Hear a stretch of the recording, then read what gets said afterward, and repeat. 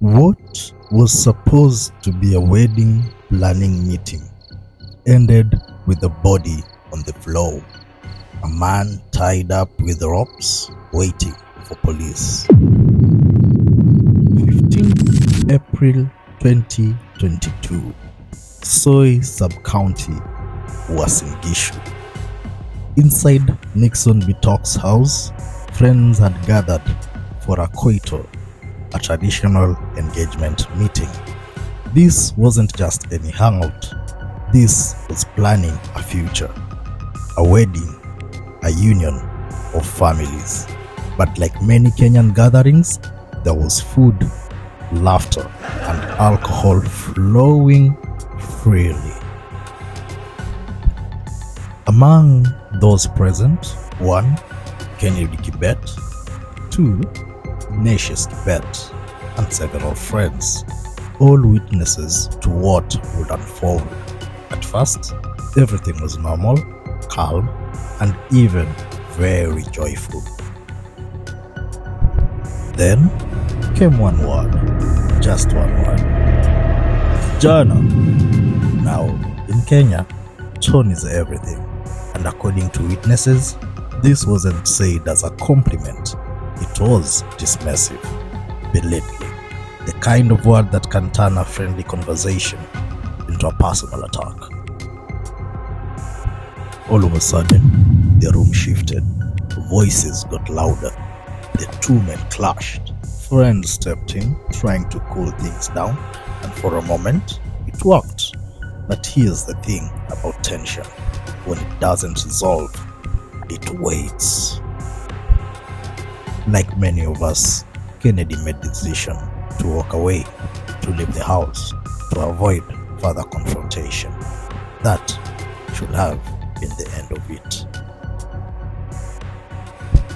Then a warning came. Ignatius has a knife, but it was already too late. Before anyone would react, Ignatius lunged, a stab, and again, and again, and again. Witnesses will later describe blood flowing from Kennedy's legs, pooling on the floor. Within moments, he collapsed. The coito turned into chaos. The man who came to plan a wedding was now lying lifeless near the door, and the attacker, he tried to run. But this is Kenya, and moments like this, the public acts fast. He did not get far. Members of the public chased him down, tied him with ropes, and waited for authorities. When investigators arrived, the scene told its own story. A body near the door, a knife nearby, and a suspect already restrained. The knife was collected, the body taken for postmortem. Then came the science. Forensic analysis confirmed it. The blood of the knife matched Kennedy. In court, the story became clearer. Witness after witness placed Ignatius at the center of the attack. The host described the stabbing. Friends confirmed the earlier argument. Even the accused admitted he was there. His defense? Provocation. But here's where the law steps in.